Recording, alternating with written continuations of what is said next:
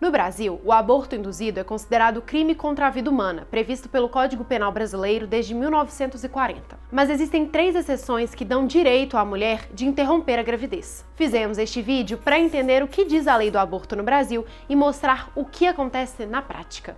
Antes de avançarmos, é fundamental destacar que o Brasil registrou 17 mil casos de gravidez de garotas menores de 14 anos em 2021. Apesar de a lei garantir o direito ao aborto legal em caso de estupro, feto anencéfalo e gravidez de risco para a gestante, casos assim, infelizmente, são recorrentes. Olha, agora a gente traz as informações do caso de uma juíza que estaria impedindo uma criança de 11 anos vítima de estupro de abortar. Um caso da Grande Florianópolis, é claro, tem uma grande repercussão. Fazer um aborto ilegal no Brasil pode acarretar em prisão de 1 a 3 anos para a mãe ou quem deu permissão para o ato. A pessoa que realizou o procedimento pode pegar de 1 a 4 anos de prisão. No caso da criança de Santa Catarina, a interrupção da gravidez foi negada pela juíza Joana Ribeiro Zimmer, sob a alegação de que o aborto só seria possível com menos de 22 semanas de gestação ou 500 gramas do feto. No Código Penal brasileiro, no entanto, não há limite de idade gestacional estabelecido para o aborto induzido dentro dos casos em que ele é permitido. A Lei Penal brasileira, o Código Penal de 1940, que autoriza o aborto em caso de estupro e em caso de risco de vida para a pessoa gestante, não impõe limitação gestacional para a realização do procedimento. O que a lei requer apenas é o consentimento da pessoa gestante e que o procedimento seja realizado por um profissional da medicina. Em junho de 2022, o Ministério da Saúde publicou uma cartilha com o título Atenção Técnica para a Prevenção, Avaliação e Conduta nos Casos de Abortamento. O documento trazia diretrizes para a conduta de médicos em casos de aborto. O texto afirmava que, abre aspas, todo aborto é um crime, mas quando comprovado o excludente de licitude, após uma investigação policial, deixa de ser punido, fecha aspas. Ele indicava ainda que depois de 21 semanas e 6 dias de gestação, abre aspas, a conduta recomendada é manter a gravidez com eventual doação do bebê após o nascimento, fecha aspas. Ou seja, o Ministério da Saúde sugeria aos médicos que, mesmo em casos de aborto previstos em lei, o feto não fosse retirado após esse período. Juristas e entidades criticaram o texto, que não seguiu o que está em lei, e a cartilha foi retirada do ar. O aborto é um direito no Brasil em caso de risco de vida da pessoa gestante, em caso de estupro e em caso de feto anencefálico. Qualquer política pública deve assegurar esse direito com qualidade, baseado nas melhores evidências científicas, com cuidado, respeito, dignidade e em observância aos direitos fundamentais de todas as pessoas. Qualquer documento expedido pelo Ministério da Saúde não pode jamais significar a retirada de um direito. E esse documento também jamais terá validade acima da lei. Ou seja, um documento que viole a legislação, um documento que crie barreiras, um documento que crie impedimentos,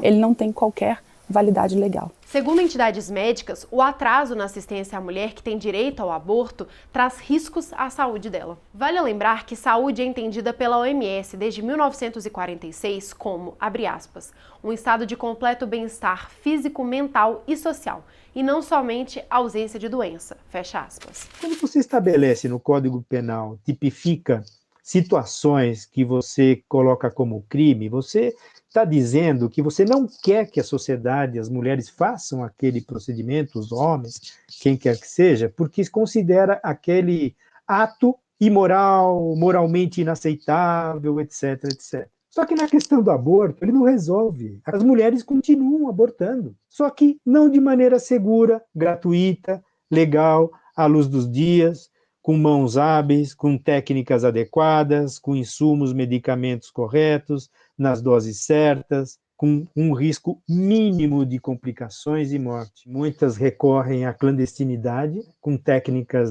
arriscadas, muitas vezes, colocando o futuro reprodutivo delas em risco, infecções, hemorragia, esterilidade, infertilidade, muitas perdem o útero e algumas morrem. Segundo dados reunidos pela Rede Médica do Direito de Decidir, nos sistemas de informação de mortalidade, em média 200 mil mulheres foram internadas por ano para procedimentos relacionados ao aborto entre 2008 e 2015. Essas internações custaram, em média, 40 milhões de reais por ano para o Sistema Único de Saúde. o SUS. Essa mulher, ela chega nos serviços e eles dizem não, no seu caso nós não atendemos. Muitas vezes é orientado dessa mulher procurar a Defensoria Pública, porque a gente está falando de mulheres que, além de toda essa vulnerabilidade social, elas estão vulneráveis também financeiramente. Então, essas mulheres têm que recorrer à Defensoria.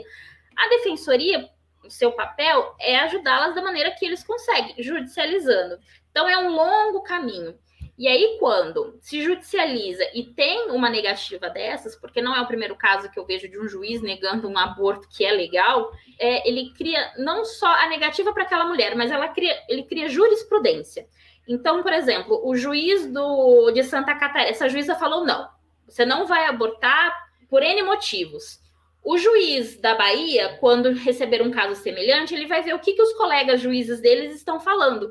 E aí ele vai ver juiz pipocando sentença, não, o que ele vai negar? O que ele vai sentenciar? Ele vai negar aquele aborto, porque se cria uma jurisprudência. Outros dados da Organização Mundial da Saúde mostram que somente 2 a 5% das mulheres que realizam aborto com medicamentos confiáveis podem precisar de auxílio médico depois. Já a Pesquisa Nacional do Aborto mostra que 50% das mulheres que fazem ilegalmente o procedimento precisam ser internadas. O estudo mostra que a maioria das mulheres que fazem abortos clandestinos e morrem por conta disso são pretas, indígenas, de baixa escolaridade e estão entre duas faixas etárias, menos de 14 e mais de 40 anos. Segundo a pesquisa, elas moram nas regiões Norte, Nordeste e Centro-Oeste e não tinham companheiros. Essa mulher, ela chega, ela judicializa e ela recebe uma negativa. Muitas das vezes a mulher não sabe o que fazer. Muitas das vezes a gente já teve caso de mulheres que, em toda essa vulnerabilidade, tentaram o suicídio. Então, é muito complicado toda essa situação. Não é apenas uma negativa, a gente está falando de um trauma